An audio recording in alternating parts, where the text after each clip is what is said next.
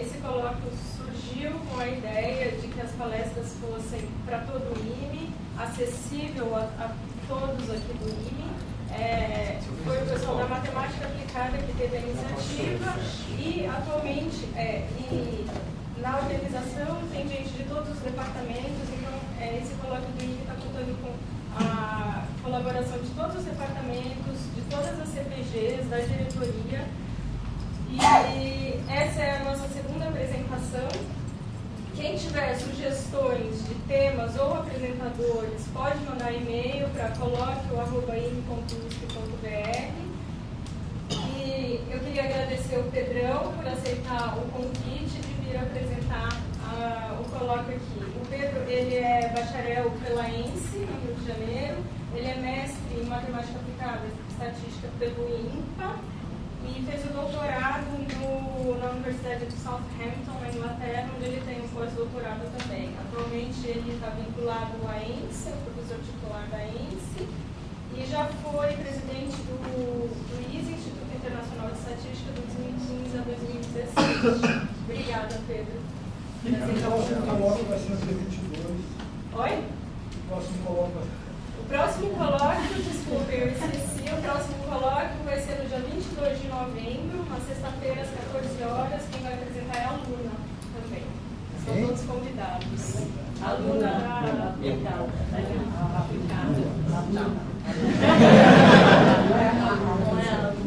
Bom, gente, boa tarde. Sinto-me como um rockstar. Só que é rock em São Paulo, Lollapalooza.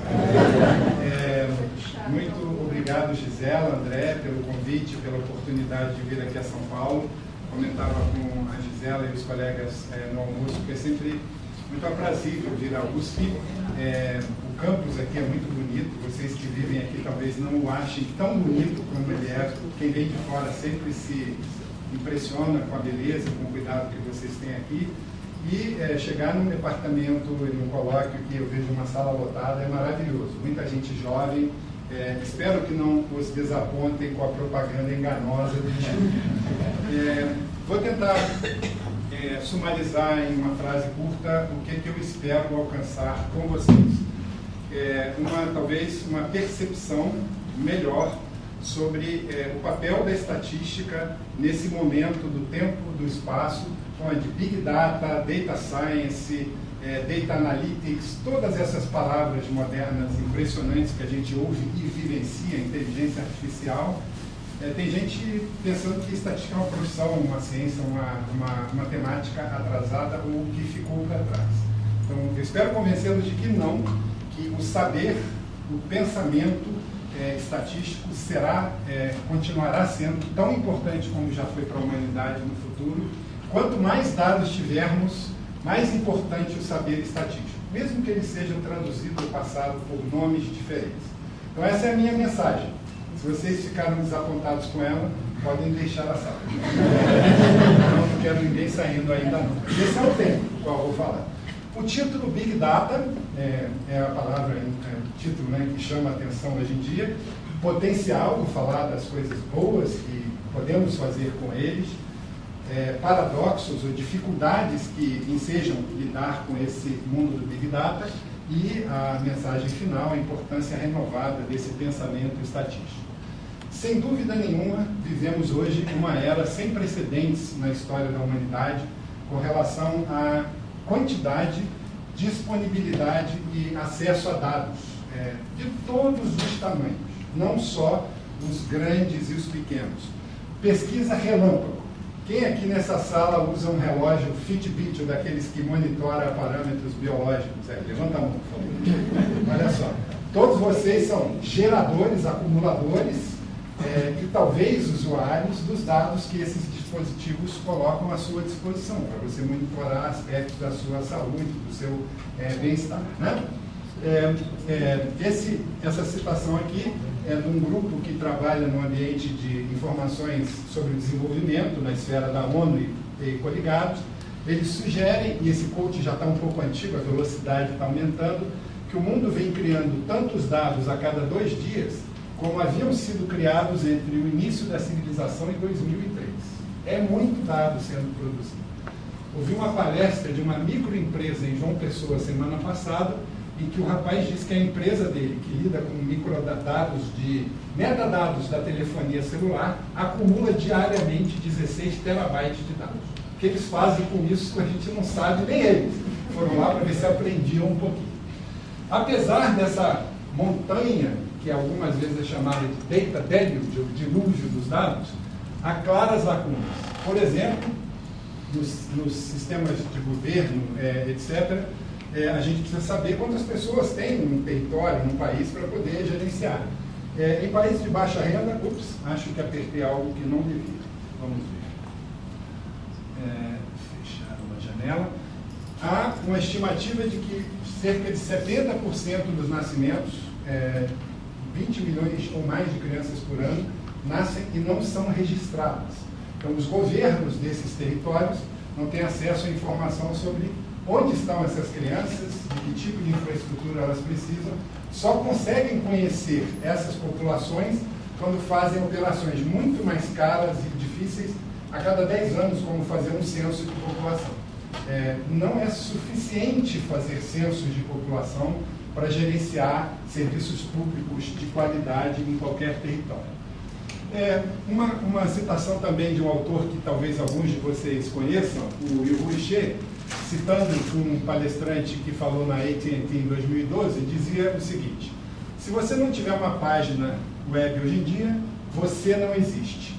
Vou traduzir isso do ponto de vista do IBGE, onde eu trabalhei boa parte da minha vida, como uma instituição que tem que retratar a realidade de um país diverso, complexo e grande como o Brasil.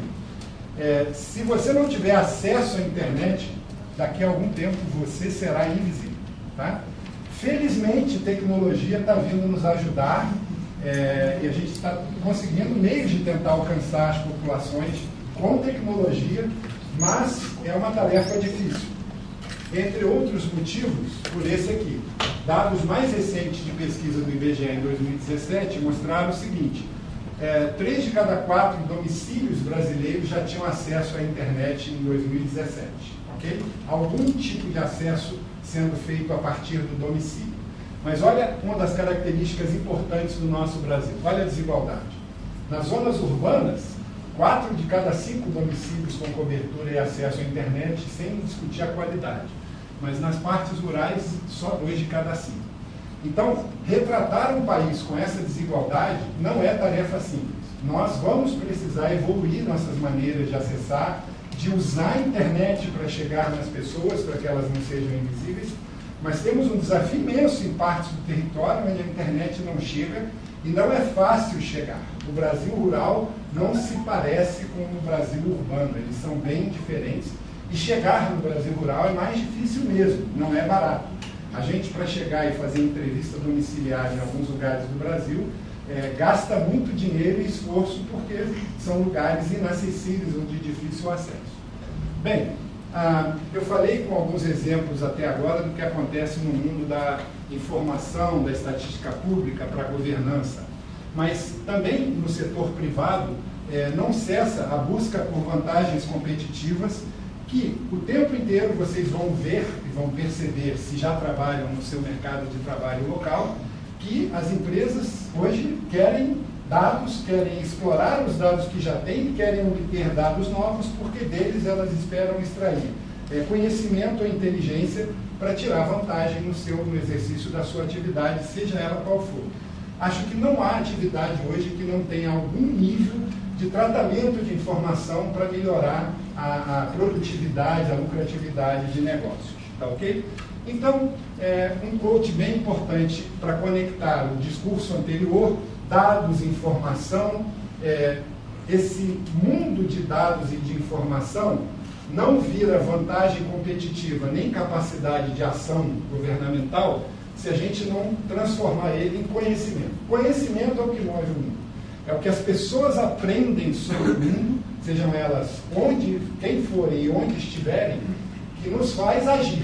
A gente aprende algo sobre a realidade, usando dados, usando informação, e com isso a gente consegue tomar melhores decisões, orientar as nossas ações de uma maneira ou de outra, dependendo do que a gente aprende.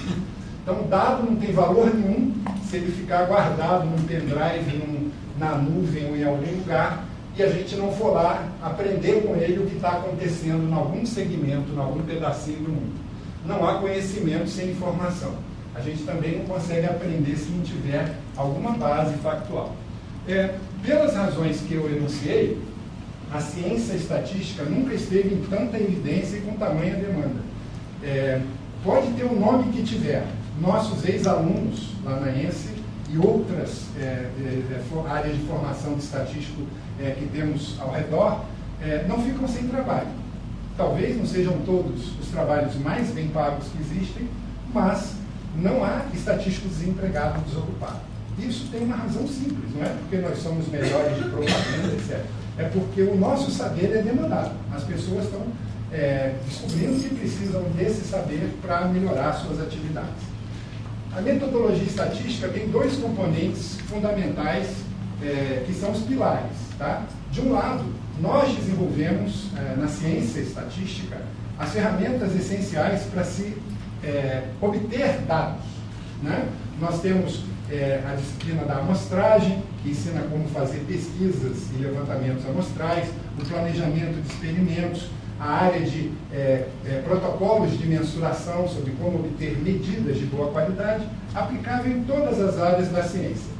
Então, o negócio de obter dados atuais, relevantes, precisos e custo-efetivos é o saber clássico da estatística que tem produzido as melhores ferramentas para aplicação nessa área. Uma vez tendo dados, também temos produzido um monte de ferramentas úteis de como extrair conhecimento desses dados, dessas informações. Tá? Não somos a única área a produzir saber sobre isso, mas a estatística, sem dúvida alguma, tem uma contribuição fundamental na história das ciências nesse campo. Desculpe, foi um pouco rápido. No campo onde eu trabalho, quais são as fontes de informação clássicas, convencionais? São os censos, que são levantamentos exaustivos, que buscam alcançar todas as unidades de uma população de interesse. Temos as pesquisas amostrais, onde a gente deliberadamente escolhe não observar a população inteira, extrai amostras que, bem escolhidas, permitem inferir sobre a população inteira de maneira segura e conhecendo o grau de incerteza ou de qualidade da nossa inferência. E temos uma onda mais recente de utilização de informações que não são captadas para fim estatístico, mas que servem a esse tipo de propósito também, que são os registros administrativos. Se alguns de vocês viram no noticiário da manhã de hoje, tem uma estatística que está sendo destacada na mídia hoje, que é o número de vagas geradas formais no mês de setembro, se não me engano, que teria sido maior para o mês de setembro desde vários anos atrás. Essa estatística não é gerada de um levantamento estatístico convencional. Existe um cadastro chamado CAGED, que as empresas são obrigadas a declarar lá admissões e demissões que fazem todos os meses, e a partir desse levantamento, desse cadastro trabalhado, se gera essa estatística de número de vagas geradas ou perdidas num determinado mês calendário. Então, os registros administrativos já habitam a produção de informação estatística para consumo público, privado, há algum tempo. Mas eles se enquadram num processo de investigação, de geração do conhecimento, e de alguma forma segue esse ciclo aqui que eu vou ilustrar.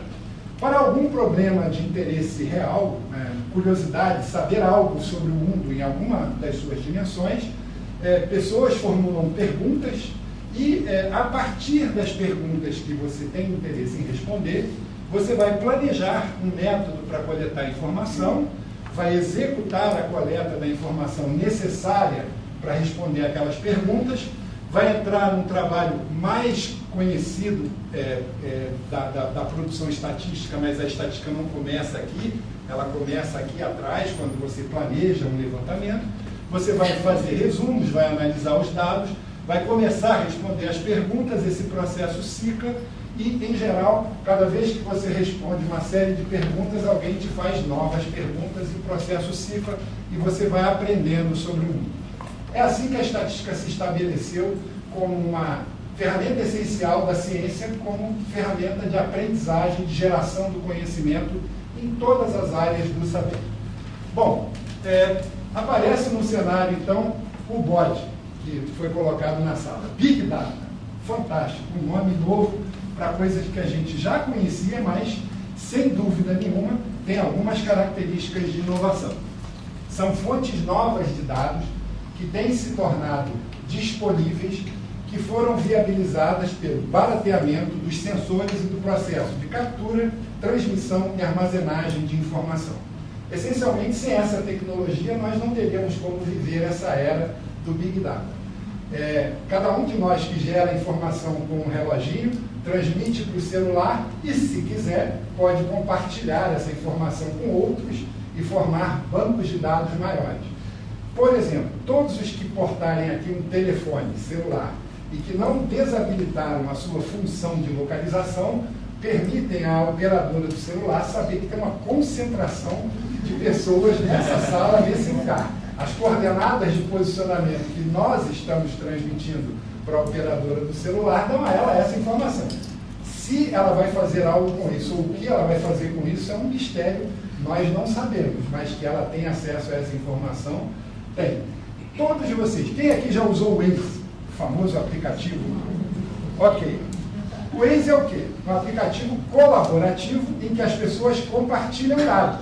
Cada um que usa o Waze está dando informação à base do Waze de onde está, por onde vai passar, onde está passando. Em função disso, eles estimam o volume de tráfego e comunicam a nós outros, mesmo os usuários, onde é que está melhor, onde é que está pior o caminho para um determinado destino que a gente quer fazer. É um desses exemplos de fontes novas de informação que não existiam alguns anos atrás. No tempo que eu comecei a estudar estatística, isso era tema de ficção científica. Celular que a gente fala vendo a outra pessoa, isso era na época do Star Trek, né? Não, fenomenal. Bom, enfim, fontes de dados como essa surgiram, estão aqui, estão sendo aproveitadas parcialmente para tirar proveito em vários cenários. Por exemplo, lá no IBGE, nós temos um projeto de tentar conseguir acesso às notas fiscais eletrônicas, que hoje são padronizadas no Brasil inteiro, e todo o comércio formal é obrigado a usar e emitir aquela nota fiscal. O dia que a Receita Federal nos der a chave do acesso a essa informação, nós poderíamos reduzir a nossa coleta mensal de preços para fazer um índice de preços em mais de 70% a 80%. Do custo de coleta que a gente vai nos lugares, nós coletamos mais de 350 mil preços todos os meses. Ok? A gente podia cortar algo em torno de 250 a 280 mil dessa coleta local de preço se eu tivesse acesso à nota fiscal eletrônica. Mas a nota fiscal eletrônica não me diz tudo o que acontece sobre movimentação de preços, porque tem um monte de preços praticados na economia que são invisíveis para a Receita Federal. Quantos de vocês já compraram no camelô, na feira, movimentações e transações que não são visíveis porque não há emissão de uma nota fiscal eletrônica? Para a gente saber movimentação de preço, não é suficiente saber o que acontece só com os preços que são visíveis da economia dita formal. Também temos várias outras fontes, como comunicações e mensagens, imagens, as buscas que a gente faz nesses aplicativos de busca na internet, etc.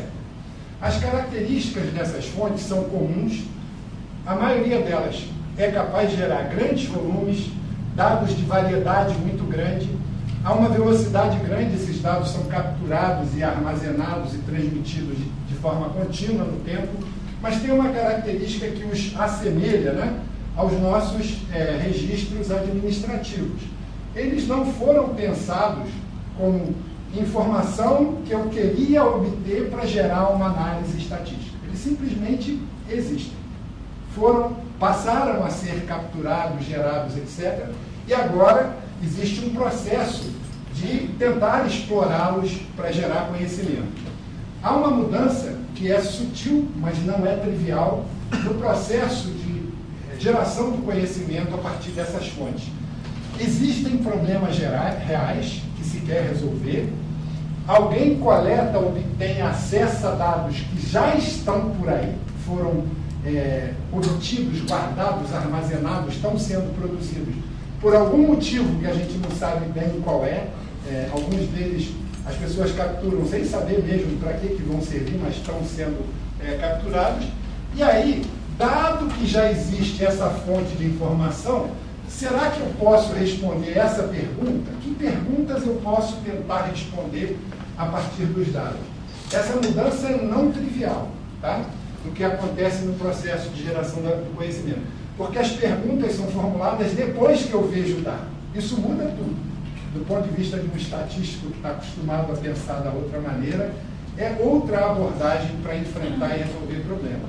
E aí, bom, depois que a gente formula algumas perguntas, vai explorar os dados, vai resumir, vai fazer análise, vai responder algumas perguntas e esse processo pode ciclar. Por um lado, isso nos dá oportunidades muito boas, riquíssimas, de responder novas perguntas, mas perguntas que a gente pode não ter pensado antes de ter acesso aos dados. Eu nunca pensei que a gente poderia navegar no trânsito de uma cidade grande usando um aplicativo que te diz quanto tempo você vai levar e por onde é melhor chegar lá. Nunca me ocorreu isso 20 anos atrás. Hoje a gente usa isso de forma... todo esse fluxo de informação e geração de conhecimento foi fruto de uma ideia a partir de uma fonte de dados que estava lá, disponível, sem ter sido explorada antes para fazer esse tipo de aplicação, que são os metadados de movimentação dos aparelhos que tem o GPS conectado, em particular os telefones celulares. Isso é fenomenal. Isso abriu avenidas de investigação e de oportunidades para responder perguntas que a gente não tinha sonhado em poder fazer antes.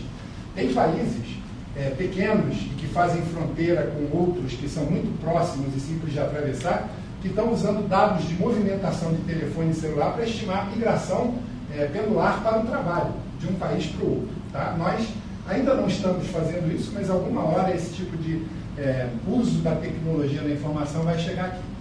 Uma questão que é talvez menos explorada é essa aqui. Apesar de serem volumosos, instantâneos, rápidos, etc., muitos dos dados que a gente tem hoje podem não nos ajudar a responder bem as perguntas que a gente já tinha sobre um problema real. Recém-nascidos tipicamente não têm celulares. Né? Lembra daqueles 20 milhões de crianças que não são registradas? Bom, a mamãe talvez tenha um telefone celular, mas a gente precisaria saber quem é mãe de quem para poder saber que houve um parto, que houve um nascimento que gerou uma criança que está em tal lugar para a gente entregar serviço. Então não é trivial responder as perguntas velhas, que continuam sendo importantes, só porque eu tenho novas fontes de informação à minha disposição. Na área que eu trabalho, que é de produção de estatísticas oficiais, tem muitas ideias sobre como tentar aproveitar essas novas fontes para substituir, o risco maior está aí, ou complementar as fontes tradicionais. Tem vários projetos de experimentação de uso dessas nossas novas fontes em andamento no mundo. Tem muita pressão de agentes públicos e privados para a gente rapidamente adotar a fonte nova e deixar de lado aquilo que a gente vem fazendo, mas tem pouca apreciação dos riscos envolvidos nesse processo, e se me sobrar algum tempo ao final, vou falar de um exemplo grande aqui no Brasil, onde isso é uma situação real de risco, que é o nosso próximo censo de população. E um caminho bem interessante é o seguinte: para as fontes tradicionais, nós já dispomos de protocolos e modelos muito bem desenvolvidos sobre como avaliar a qualidade do que a gente obtém a partir das fontes tradicionais. Infelizmente, o mesmo não é verdade ainda para esse mundo das novas fontes e do Big Data. Daqui para frente eu vou tentar destacar um pouco a noção, então, da oportunidade, já falei, do potencial, o paradoxo, as dificuldades que vêm por aí. Problemas com qualidade nesse mundo do Big Data. Variabilidade ou volatilidade. Já observamos muitas inconsistências ou instabilidade de dados ao longo do tempo e do espaço.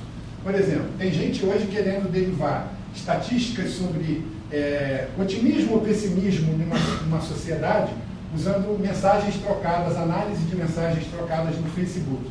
Alguém aqui lembra de uma palavra chamada Orkut? Alguns lembram, né? Os mais antigos na casa ou na área. Orkut era uma rede social, nasceu e morreu, e boa parte da humanidade mais nova nem sabe que ela existiu. Isso é um exemplo de uma fonte que teria sido o Facebook da época que a gente tinha naquele momento. Se a gente fosse ancorar toda a produção de uma estatística pública a partir daquela fonte, a estatística tinha morrido junto com a fonte. Então, há questões nesse âmbito da produção de Big Data associadas com a estabilidade das fontes que produzem informação aí. Veracidade. A gente não pode, com certeza, confiar em tudo que lê numa página da internet. Tá? Espero que vocês já tenham aprendido isso, e não da pior maneira. Né?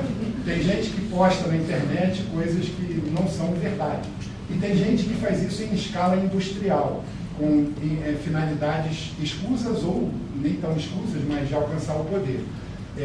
Talvez já tenham ouvido falar do escândalo da Cambridge Analytica, que usou informações obtidas de forma indevida e, a partir disso, gerava mensagens para diferentes públicos, mensagens que eram inverídicas. Tem uma estatística que comprova que o senhor Donald Trump mentiu 50% das vezes que falou em público no processo de campanha eleitoral. Porque, dependendo do público que ele ia abordar, ele falava uma mensagem que era a melhor, a mais adequada, a que mais alcançava de perto aquele público e seus interesses. Mas para o público que ele ia falar na semana seguinte, ou no dia seguinte, a mensagem necessária era outra. E se ele falava A para o público 1, ele falava A complementar para o público 2, e para ele estava tudo bem. Por isso eles estimaram a taxa de 50%, viu? Ele falava, tudo que ele falava era mentira, mas eles deram uma margem aí para descontar isso. Uma parte do tempo ele falava algo que parecia ser verdade. Nem tudo que está nesse mundo é confiável. Nós precisamos ter cuidado. É complexo. As fontes desse mundo do Big Data não são organizadas bonitinha como um levantamento estatístico. A gente tem que se virar. Se for estudar qualquer livro de Data Science, Big Data, essas coisas que você lê artigo, o pessoal não fala, mas a maior parte do tempo ele gastou, aquela equipe gastou, arrumando, limpando, preparando os dados para poder fazer alguma coisa com eles. Tá certo? E a questão da acessibilidade. Eu trabalho num lugar que precisa produzir estatística com data marcada em hora. Se um dia o dado está disponível para eu baixar e no dia seguinte não está, eu tenho um problema. Nós iniciamos experimentos no IBGE de captar preços de passagens aéreas dos websites das companhias aéreas. Teve companhia aérea que bloqueou o nosso robozinho. Aí a gente ficou sem poder coletar no período. Então, a história da acessibilidade aos dados dessas fontes novas também é uma questão que precisa ser tratada se você vai ter alguma produção regular de informação a partir dessas fontes. Resumindo, o fato de ter mais dados não necessariamente implica em ter dados bons ou melhores. Algumas fontes que estão nesse mundo aí carecem da qualidade requerida para uso seguro e eu vou dizer para vocês, os desafios não encolhem. Nesse mundo do Big Data, eles são maiores. Para poder convencer vocês com alguns exemplos bem específicos, vou introduzir um conceito estatístico clássico de erro e uma estimativa. Erro é a diferença entre o que eu uso, a informação que eu uso, uma estimativa para um parâmetro, uma quantidade de interesse, e o valor verdadeiro dessa quantidade. Erro, em geral, a gente não vai saber quanto erra ao estimar algo, né? São raros os cenários da estatística em que esse valor verdadeiro será conhecido. Na maioria das vezes, a gente só tem a estimativa. Mas a estatística tem um poder fenomenal. Ela nos dá ferramentas para estimar o tamanho máximo plausível desse erro. Tá? Para a gente pensar no erro como quantidade que a gente pode medir, vou dividir em dois componentes.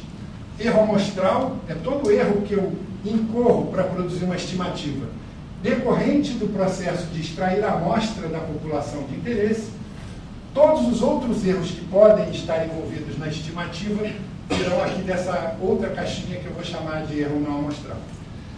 Os dois tipos de erro podem ser sistemáticos e variáveis, mas eu vou argumentar com vocês que o erro amostral é o mais fácil da gente lidar, porque o vício ou erro sistemático pode ser evitado. A gente tem uma longa tradição de fazer pesquisas por amostragem probabilística, isso é um tipo de abordagem de como fazer a extração de amostras das populações que nos permite fazer inferência sem viés, sem erro sistemático. Quais são as ferramentas do estatístico aqui? O planejamento amostral, como eu vou extrair a amostra da população, de que tamanho é a minha amostra e que tipo de estimador eu vou usar para estimar a quantidade de interesse. Essas são as ferramentas que nos permitem tornar esse erro amostral, que é variável de uma amostra para outra, tão pequeno quanto seja necessário para a minha aplicação de interesse. O único risco que a gente corre nesse campo aqui, se a gente bobear, é que se a gente fizer um foco exclusivo em controlar erro amostral e esquecer dos outros tipos de erro que podem acontecer na inferência, a gente pode descuidar dos outros e acontecer problemas. Um exemplo de pesquisa em que eu vou citar que o tamanho amostral muito grande é inimigo da qualidade. É um levantamento amostral probabilístico, mas é feito por telefone. Chama-se Vigitel. Quem já ouviu falar do Vigitel? Ninguém. Você? Ok. O Vigitel é um levantamento de vigilância epidemiológica do Ministério da Saúde feito por telefone. E entre muitas outras coisas, ele pergunta às pessoas pelo telefone qual é a sua estatura e qual é a sua massa corporal, seu peso em quilogramas. A intenção é calcular o índice de massa corporal das pessoas, estimar prevalência de obesidade, subnutrição, etc. Uma pesquisa como essa, ela foi desenhada para ser feita no telefone, para poder ter uma amostra bem grande, mas ela tem um defeitinho. O protocolo de mensuração é um protocolo que admite erros de medida nessas variáveis e em outras, que a gente não sabe muito bem controlar.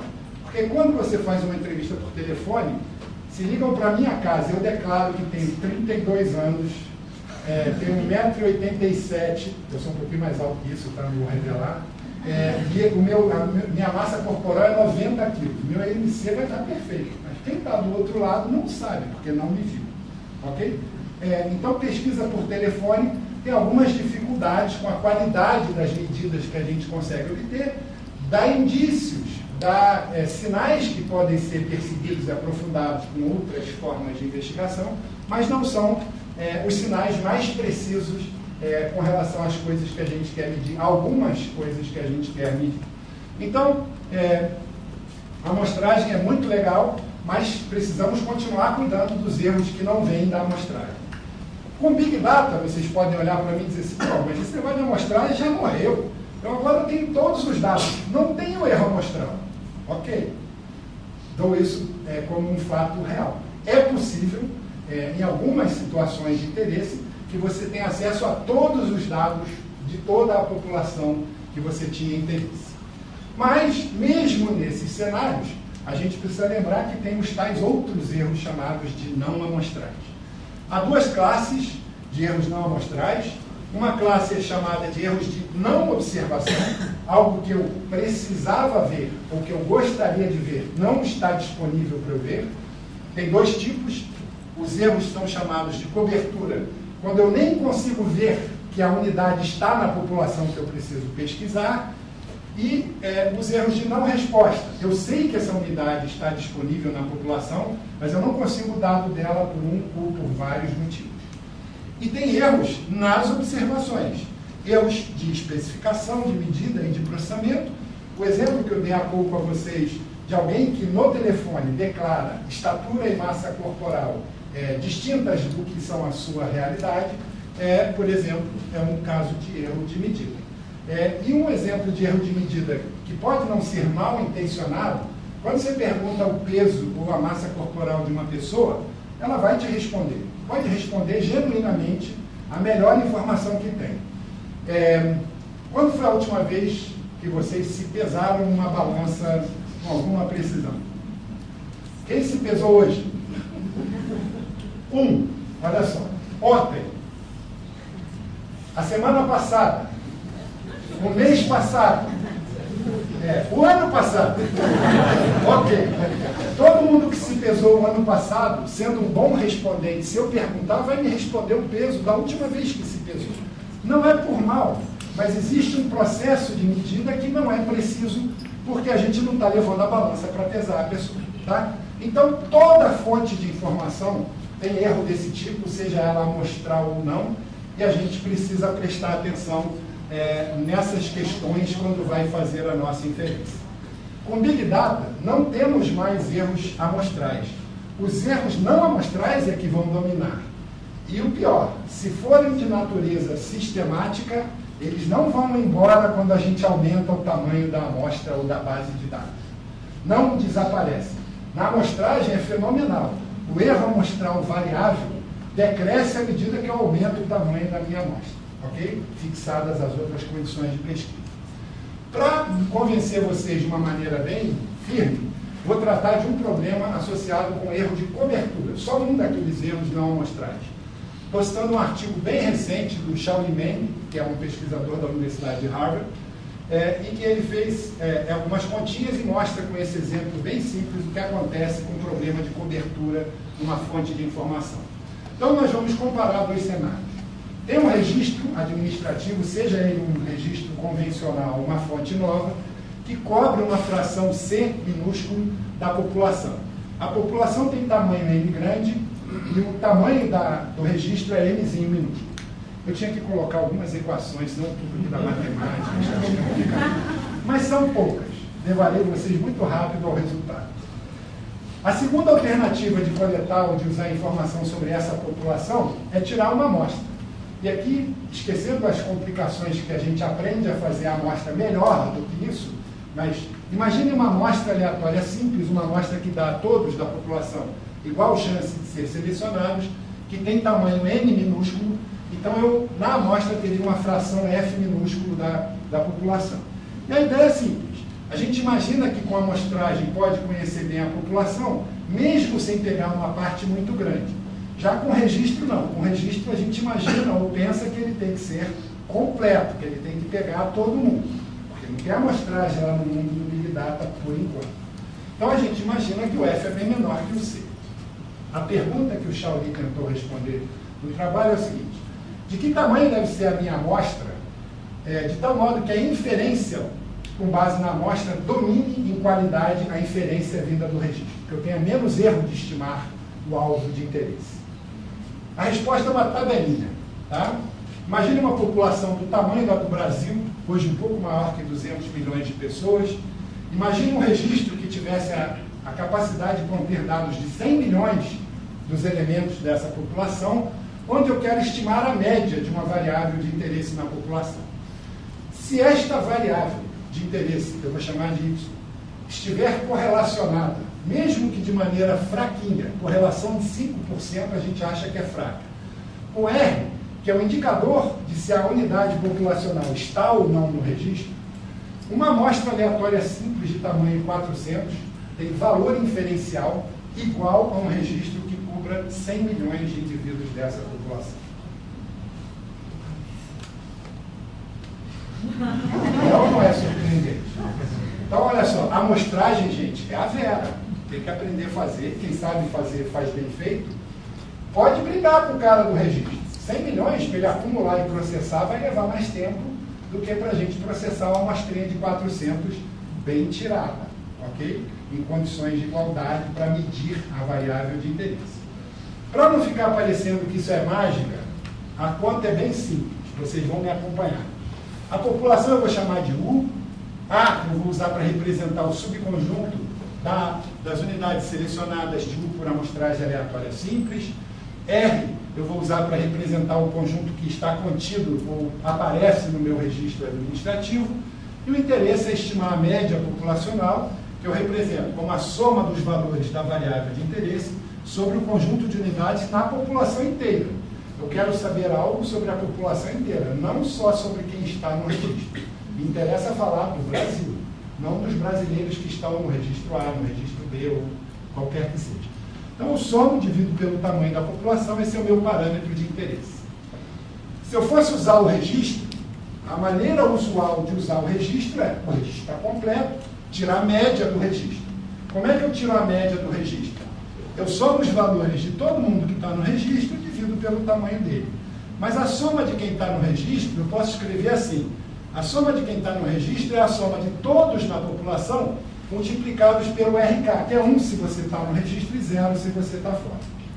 Isso aqui é como eu vou escrever esse estimador para a gente enxergar que tem um papel aqui que a inclusão no registro, estar dentro ou fora do registro, tem efeito na minha capacidade de estimar a média populacional. Na amostragem é a mesma coisa, pega a média da amostra, eu posso escrever também esse estimador da mesma forma, sendo que aqui o indicador H é um indicador de que você está na minha amostra ou não. A diferença mais importante entre isso e isso é o tamanho. Aqui eu vou estar somando 100 milhões de parcelas, aqui eu vou estar somando 400 no meu exemplo anterior. Só que tem uma diferença sutil, mas fundamental. Aqui quem exerce controle sobre o H sou eu, o estatístico que planeja o levantamento. Eu digo quem está na minha amostra, quem está fora. Faço isso com alguma inteligência, um processo aleatório, que me reduz a chance de incorporar viés no processo de decidir quem entra ou quem não entra naquela soma. Bem, esses indicadores de pertinência à amostra ou registro são as únicas coisas que eu vou tratar como aleatórias daqui para frente. Na amostragem eu controlo e no caso do registro, alguma força superior controla quem está no registro. Dificilmente o estatístico que vai querer fazer inferência a partir dessa fonte sabe como manejar quem decidiu quem entra e quem não entra no registro. O erro total da estimação sobre a amostragem aleatória simples, o erro quadrático médio da média amostral, é igual à variância, porque não tem viés. A variância tem essa expressão bem conhecida, é a variância da variável na população, um fator aqui que é praticamente 1, e 1 menos a fração amostral sobre o tamanho da amostra. O lado fenomenal dessa expressão é o seguinte: aumenta a amostra, isso aqui vai diminuindo, fixada a população e a variável de interesse. Ok? No caso do erro total sobre o registro, o erro quadrático médio pode ser escrito como essa expressão aqui.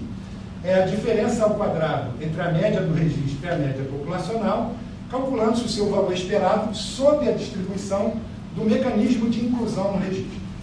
Isso aqui está deduzido no artigo, tem 3 componentes. A mesma variância que lá, esse termo é chamado de dificuldade do problema, e pode ser maior ou menor, dependendo da variável que você está examinando. O fator que lá é 1 menos F sobre N, aqui é 1 menos C sobre C. Isso aqui não varia com o tamanho do registro, mas com a taxa de cobertura. Isso aqui diminui mais lentamente o erro à medida que eu aumento a cobertura. Aqui a variância vai para 0 com o tamanho da amostra, aqui ela vai para a taxa de cobertura. Ok? E esse termo aqui, que ninguém nunca tinha visto antes, o Meng batizou de índice de defeito dos dados. É o valor esperado sobre o mecanismo de inclusão no registro do quadrado da correlação entre o indicador de inclusão, que é uma variável binária, e qualquer variável que você queira medir. Se tiver qualquer correlação não nula, ok? Isso aqui contribui para que essa coisa não vá para 0, porque tem viés na estimação do parâmetro de interesse. Então, isso explica aquela tabela, e a equação que vocês viram representada na tabela é que a amostra aleatória simples ganha do registro sempre que essa equação aqui for verdadeira, que o tamanho da amostra superar a fração de cobertura do registro dividido por 1 sobre o índice de defeito dos dados. Ok? Com a população de 200 milhões, correlação de 5% e C igual a 50%, 100 milhões no registro, uma S com tamanho 400 ganha do registro. Tá? É um resultado paradoxal. Alguém que acha que tem 100 milhões vai perder para um arquivinho de 400? Não pode. Mas pode. Se a gente pensar no problema da forma correta, a gente vai enxergar isso e vai se convencer. Não pode sair usando qualquer registro que aparece na nossa frente como se fosse um censo ou uma cobertura completa da população. Tem que entender que parcela da população está dentro, que parcela está fora. Tem que fazer alguma coisa para lidar com o viés do problema de cobertura. Bom, minha mensagem: fé cega no registro pode ser perigosa e levar a resultados de qualidade pior que a que seria viabilizada por pequenas amostras bem tiradas. E a mensagem é: se você tem uma fonte nova, legal, vamos usá-la. Mas ela tem que passar pelos mesmos testes de qualidade que a gente exige das nossas fontes atuais. Senão o jogo não é justo. Senão, todo mundo vai ganhar da gente fácil. Só que vão ficar produzindo informações que estão enviesadas, que não satisfazem os critérios de qualidade que estamos acostumados a exigir das fontes que a gente trabalha hoje em dia. Para não ficarem achando que isso é o fim do mundo, não, mas o registro tem esse problema. Eu jogo o registro fora? De maneira nenhuma. O registro, aquele Big Data, aquela coisa legal, pode nos dar ganhos inferenciais. Só que a gente precisa da ferramenta estatística. Kim e Wang, num artigo recente, mostraram duas alternativas de como a gente pode combater o viés de cobertura de um registro. A primeira ideia chama-se amostragem invertida de unidades do registro. Eu tenho 100 milhões. Ao invés de fazer a inferência usando os 100 milhões, que são, de alguma forma, uma amostra enviesada da população, tira uma amostra desse registro, tal que a amostra do registro se comporta melhor para fins de inferência do que o registro inteiro. Você precisa saber alguma coisa sobre as unidades do registro e sobre a população. Por exemplo, imagine que a taxa de cobertura do meu registro é diferencial por sexo. Eu consigo pegar mais dados de homens do que de mulheres no registro. Se eu souber a proporção de homens e mulheres na população, eu posso amostrar do registro, de modo que na minha amostra do registro, as amostras tenham equilíbrio na distribuição por sexo comparado com o registro inteiro. Então, há aqui ideias bem interessantes de como fazer a amostragem para equilibrar o registro e eu poder fazer a inferência do registro sem viés. A outra alternativa é você combinar o registro com alguma fonte amostral externa, independente, e usando essa amostra para estimar scores de propensão à inclusão no registro. Esses scores de propensão podem, então, ser usados invertidos como peso das unidades que estão no registro para você fazer uma inferência com menos viés. O Danny Pfefferman, que nos visitou recentemente, tem um artigo de 2017 em que ele sugere o uso de modelos para probabilidade condicional de pertencer ao registro, dadas covariáveis conhecidas, covariáveis essas sobre as quais você precisa ter algum nível de informação na população como um todo. Então, tem várias avenidas de investigação estatística, de metodologia interessantes sendo abertas pela possibilidade de explorar e usar bem os registros que estão aparecendo, essas fontes novas. A ciência estatística, então, oferece soluções para esses problemas de geração de dados e de conhecimento a partir deles, mediante a disponibilização de ferramentas para planejar e realizar operações de coleta, para fazer a análise exploratória e o tratamento preparatório dos dados, para formular e ajustar modelos estatísticos que ajudam a responder às perguntas formuladas e também para a visualização de informações e resumos. Do meu ponto de vista, as ideias centrais da estatística continuam relevantes na era dos dados. Metodologia estatística é e continuará sendo um pilar essencial para você promover qualidade de dados e pesquisas e respostas às perguntas formuladas e avaliação criteriosa das novas fontes com sua capacidade de produzir informações é uma necessidade. Tem muita gente fazendo produção de informação a partir de fontes novas que não tem todos os cuidados que a gente costuma ter na nossa empreitada usual. Então, do meu ponto de vista, a empreitada de extrair conhecimento de informação vai continuar requerendo mais e não menos pensamento estatístico. Muito obrigado. Acho que temos algum tempinho para perguntas, não sei de casa.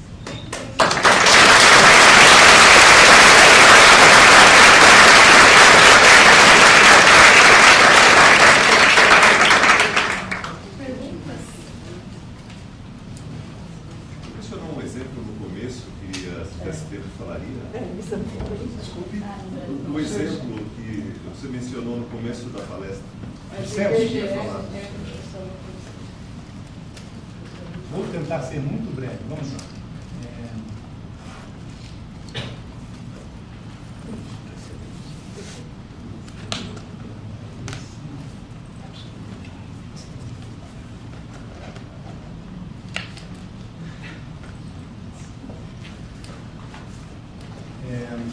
Vou fazer uma reflexão muito rápida aqui ao vivo com vocês. Eu trabalhei até pouco tempo, dia 1º de julho, eu me aposentei do IBGE e fiz uma palestra sobre o... Você se aposentou? Oi?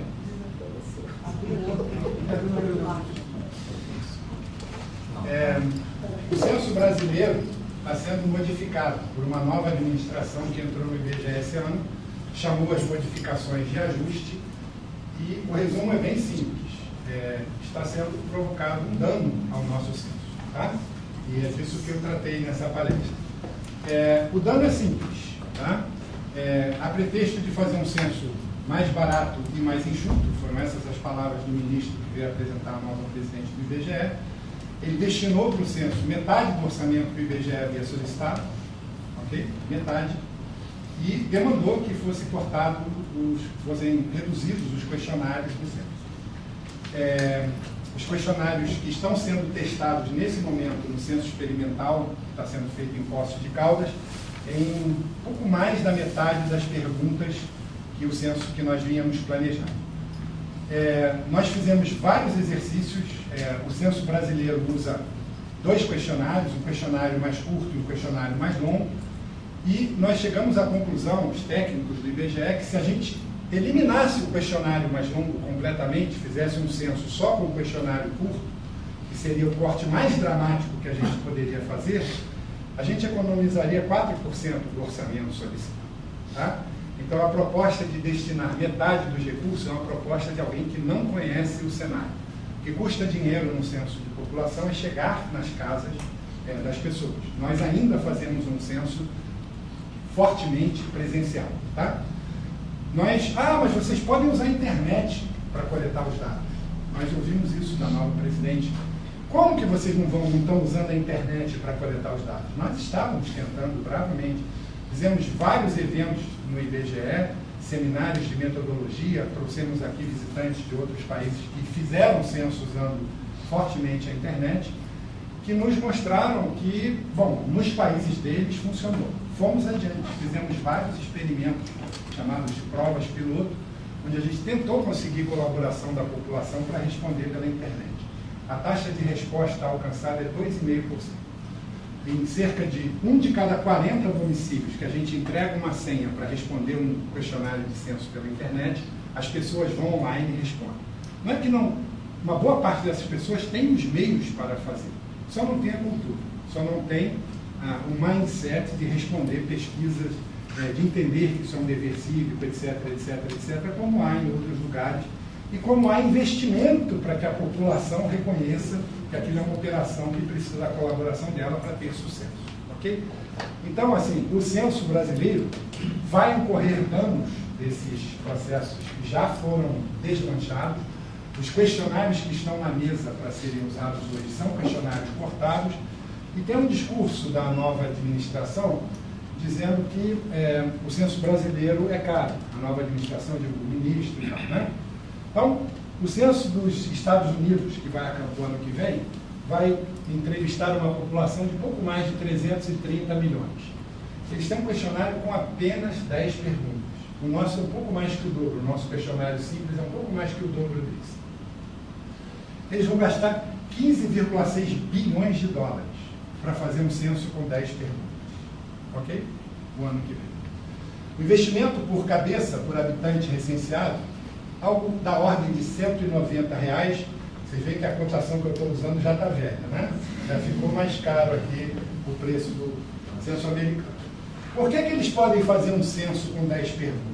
Porque durante a década inteira eles fazem uma pesquisa amostral chamada American Community Survey, que vai a 3,5 milhões de domicílios todos os anos, ok? E depois de 5 anos, eles têm dados que, por geografia pequena, são equivalentes aos que a gente consegue, ou melhores do que os que a gente consegue, com uma amostra coletada de uma só vez, na ocasião do censo, que é como a gente ainda faz. Não é que a gente não queira fazer uma pesquisa como essa. Nos foi negado todas as vezes que tentamos recursos para fazer um censo deitado com um questionário de amostra que veio na década inteira. Não tem dinheiro no Brasil para fazer isso, nos dizem, ok? Eis quanto custaria o nosso censo. Nossa população estimada para o ano que vem, ao redor de 211 milhões, em 70 milhões de domicílios, e a gente estimava gastar 3,1 bilhões de reais, não é de dólares não, tá? O investimento estimado, eu não chamo de custo, R$14,70 por habitante recenseado.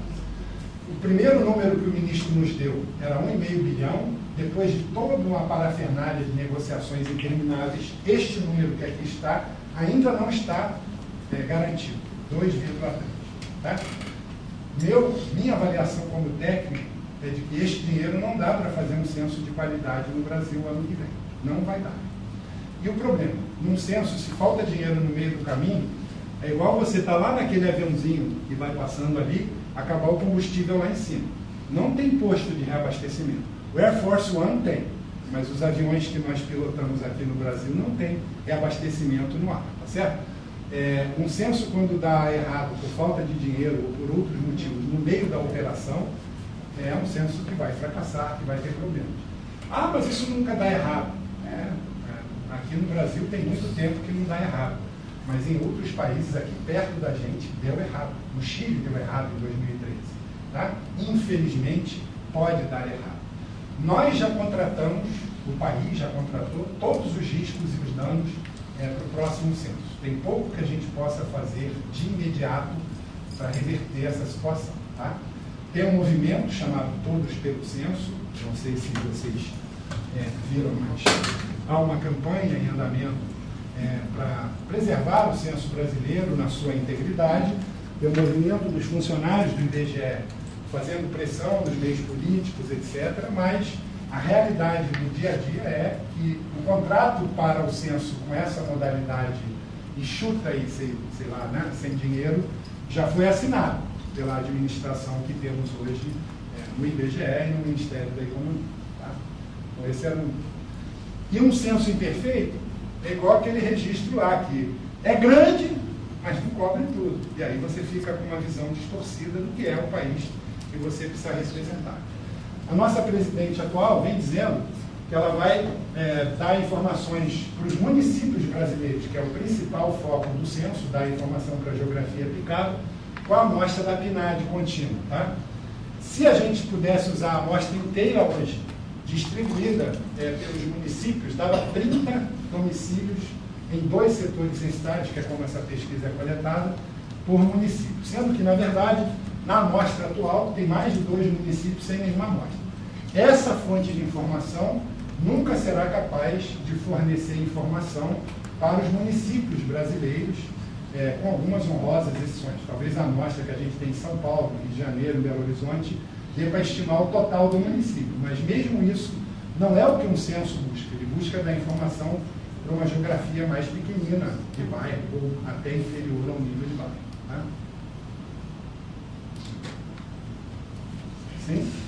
Você fala em evitar vieses em populações onde o viés é conhecido. E quando o viés nem é conhecido? Se a gente não souber nada, é difícil compensar qualquer tipo de viés. Tá? O problema é que hoje em dia é muito difícil você, a priori, dizer que você não sabe nada de coisa alguma.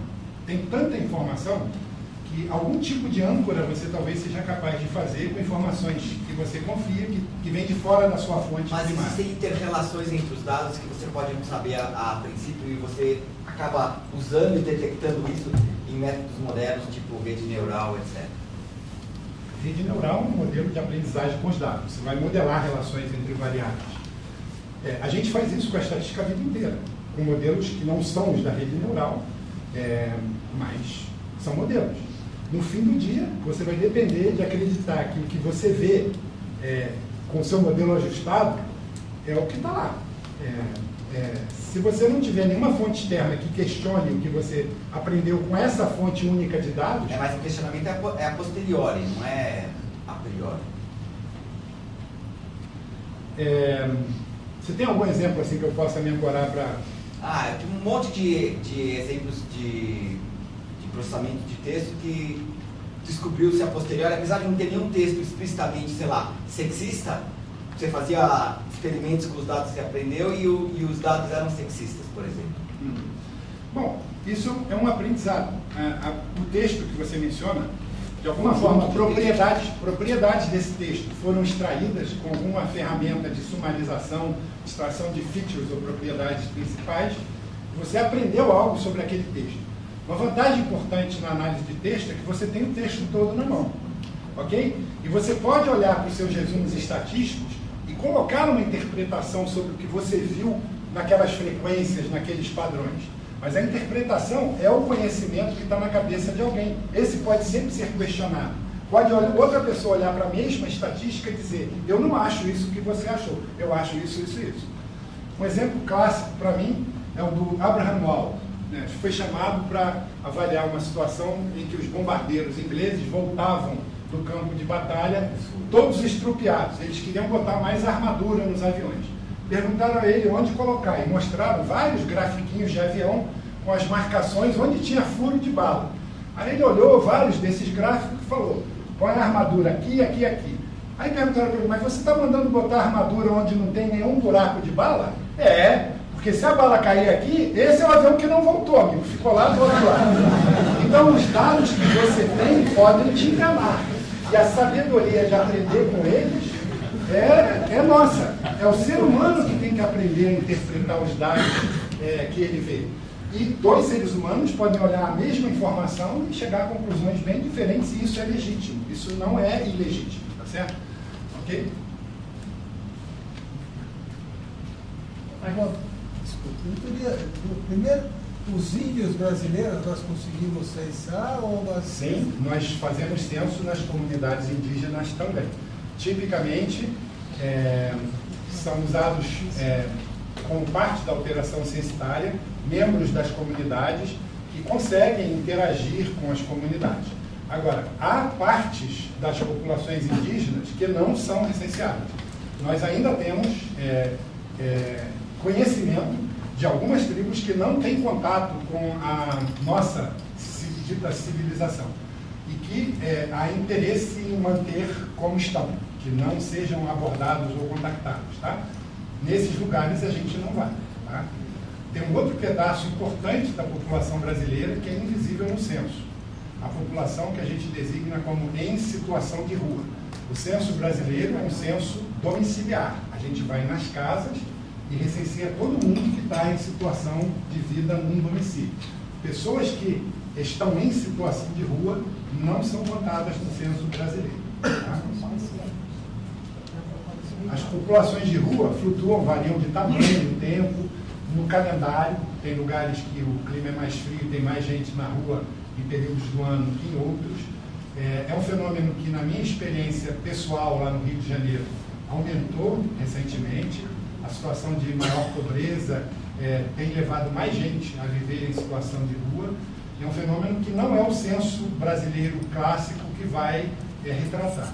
Nós precisamos de métodos alternativos. São Paulo tem uma experiência já bem consolidada de fazer censos da população em situação de rua. O IBGE não visita ou não investiga a população em situação de rua no censo demográfico. Talvez seja isso.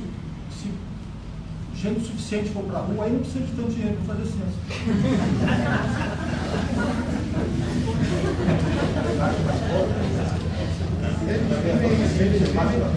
Não, domicílios precários são visitados. Por exemplo, se houver um acampamento, né? Acampamento de sem terra. Um acampamento de sem terra não é população em situação de rua. Eles vivem em domicílios que a gente classifica como improvisados.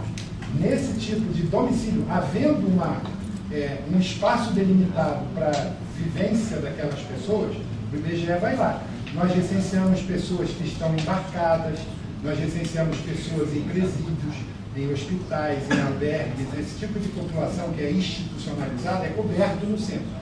O que não é coberto no censo é pessoa em situação de rua. Uma pessoa que você acha hoje dormindo nessa calçada, amanhã na calçada mais adiante, ou mesmo embaixo de uma ponte. Se não houver nenhum anteparo que separe uma área de vivência para uma pessoa ali a gente não vai. Pessoas que estão na rua mesmo, ao redento, essas pessoas não serão cobertas numa operação censitária tradicional. Nem mesmo se a gente tivesse todo o dinheiro que estava planejado, não seria coberto.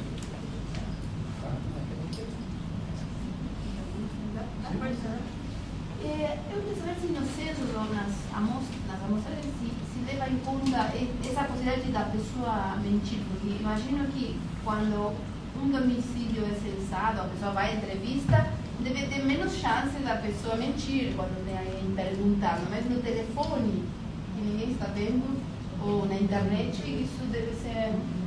É um fenômeno conhecido que a forma de perguntar, de coletar informação interferem na qualidade das respostas. O nosso censo, até o último, feito em 2010, ele teve a possibilidade de pessoas responderem pela internet, um único modo alternativo, mas menos de 1% da população respondeu pela internet no censo passado. Essa possibilidade não foi anunciada de maneira muito forte, porque havia resistência dos entrevistadores. Os entrevistadores são remunerados por questionário preenchido. Então, se ele vai ao seu domicílio e você diz, não, mas eu quero responder pela internet, ele tem que te deixar uma senha, uma identificação única de que aquela resposta virá daquele domicílio, e quando você responde, esse domicílio fica coleta concluída, eu posso remunerar aquele recenseador. O que aconteceu? A população que começou recebendo essas senhas para responder pela internet não respondia. E aí o setor não fechava nunca. O trabalho do entrevistador não cessava, ele tinha que ficar voltando na casa, mas eu vou responder, mas não respondia. E eles não recebiam. Então o que eles passaram a fazer? A tornar muito difícil entregar a senha para as pessoas. Okay? O sujeito tinha que ser muito convicto e ele fazia algumas ameaças lá, olha, se você não fizer logo, eu vou voltar aqui 30 vezes. Aí a pessoa ia lá e respondia ainda, mas não funcionou. A realidade do processo que testamos no censo passado é que não funcionou bem. A população não aderiu, ok? A qualidade do que você obtém pela internet não é igual, mas não quer dizer que não tem qualidade. E em muitas pesquisas que usam mais de um modo de coleta de informação, existem muitos artigos, muita literatura sobre como você pode tentar corrigir os defeitos para equalizar um pouco a qualidade das informações que vêm de fontes diferentes. Tá? Esse autor que eu citei na palestra, o Pfefferman, ele veio aqui a São Paulo em maio desse ano, e uma dos temas da palestra dele foi como lidar com diferentes modos de coleta, como ajustar informação de modos diferentes para ter informações melhor alinhadas. Vamos dizer assim, supondo que você tem um padrão que você considera o padrão URO, que as informações dos modos que não são padrão URO se ajustem às que você tem do padrão melhor. Teve o caso da eleição na Argentina, as primárias, né, que teve em agosto, que foi um escândalo, porque a maioria das consultoras tinham dado praticamente empate para os dois candidatos e um ganhou por 15%. Então, assim, foi um escândalo. Davam quase empate ou o Macri perdia por pouco e aí ele perdeu por 15 pontos e aí ninguém conseguia explicar o que tinha acontecido. O que eu ouvi é que, bom, que são enquetes que fazem pelo telefone, que as pessoas mentem. Não conheço o caso argentino, mas vou citar para você o caso das eleições inglesas de 92, que eu acompanhei porque me mudei para a Inglaterra naquele ano para estudar. Todas as pesquisas diziam que o trabalhismo ia ganhar, porque ia suceder o governo da Margaret Thatcher, que tinha sido muito impopular em alguns momentos. E ganhou o candidato dela, um político mais insosso que vocês podem imaginar, o senhor John Major. Um ótimo primeiro-ministro, mas que era uma pessoa que não tinha carisma algum, zero carisma. Ele ganhou as eleições por uma margem de quase 6 pontos. Não, peraí. Ele ganhou as eleições por uma margem de 2 pontos, quando todas as prévias estimavam que ele ia perder por 6 pontos para o trabalhismo. Em seguida a essa eleição, como foi uma catástrofe geral, ninguém acertou as previsões, fizeram um esforço, juntaram pesquisadores, cientistas sociais, pessoas da estatística de várias áreas, conduziram uma análise pós-mortem das pesquisas, não de uma, mas de várias, de todas as que vinham divulgando o resultado. Encontraram uma série de problemas. Então, é muito difícil você pôr a mão, o dedo assim e dizer, foi isto aqui, só isso, uma causa única, é difícil explicar uma diferença tão grande. Mas a soma de várias causas é possível. Lá estimaram que o politicamente correto era dizer, vou votar no trabalhismo, quero mudança, quero trocar. Os conservadores, que eram o governo da Thatcher, não abriam a boca. Né? Cada vez que alguém deles ia abrir a boca, provavelmente era rechaçado pelos amigos, parentes, etc. Então não falava que ia votar na Thatcher. Uma coisa é falar e outra coisa é votar. Estimaram que teve esse efeito, um efeito de comparecimento diferencial, como o trabalhismo já ganhou, o pessoal não saiu no dia para votar, lá a eleição não é votação obrigatória. tinha problemas com as amostras, tinha problemas de várias ordens, tinha problemas com a formulação de pergunta. As causas, é difícil apontar uma causa específica às vezes, mas estimativas e levantamentos estatísticos falham, algumas vezes falham de forma grosseira. E as coisas que eu discuti aqui hoje são como que a gente precisa continuar vigilante e demandar a qualidade daquilo que nos apresenta. Nós temos o ferramental para fazer as coisas bem feitas. Depende de nós. E não de um de nós, mas depende da nossa vigilância eterna. O preço da liberdade é a eterna vigilância. Acho que eu citei alguém que eu não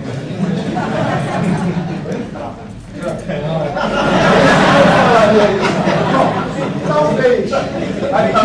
A vigilância da qual ele está falando é outra.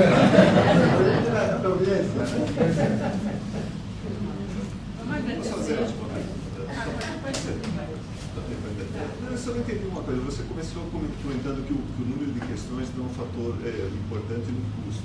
Isso. Dado que tem pouco dinheiro, não seria melhor aumentar o número de questões para Bom, depois possibilitar... eu acho que você devia procurar o Sr. Paulo Guedes, mandar uns e-mails para ele, explicar isso para ele. Nós já tentamos.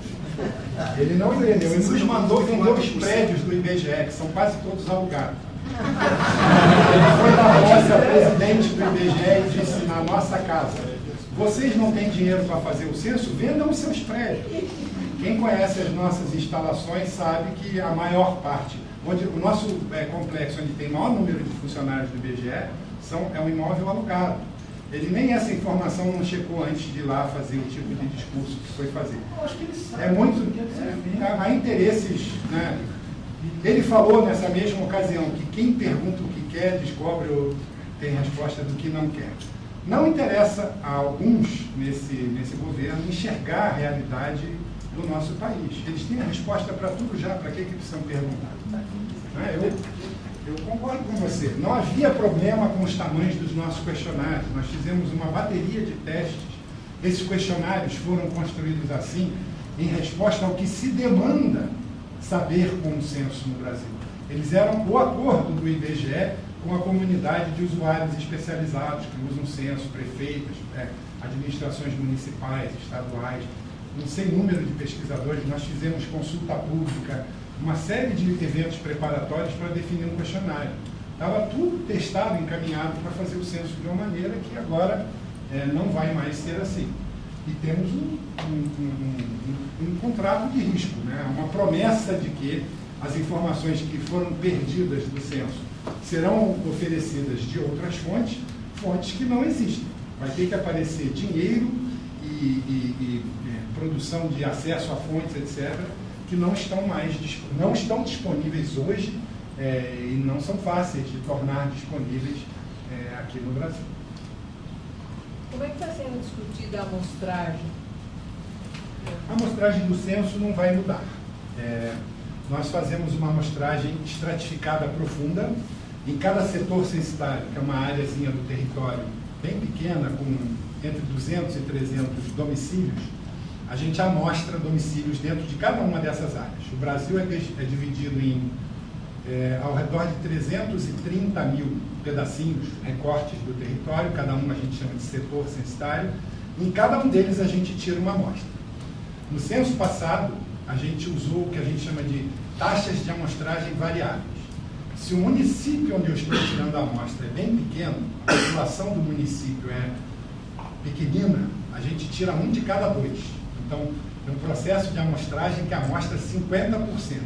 Porque no município de Borá, que é o menor do Brasil e fica no estado de São Paulo, com uma população de um pouco mais de 1.000 habitantes, se eu não tirar um de cada dois domicílios, eu não consigo estimar para Borá com qualidade. À medida que o tamanho dos municípios vai aumentando, a gente vai reduzindo a taxa de amostragem.